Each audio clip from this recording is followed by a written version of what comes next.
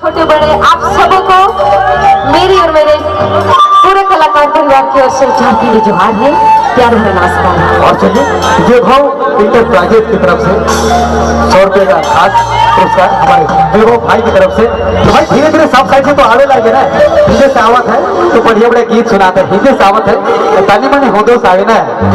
चलो आप लोग झूमने के लिए तैयार है ना? क्या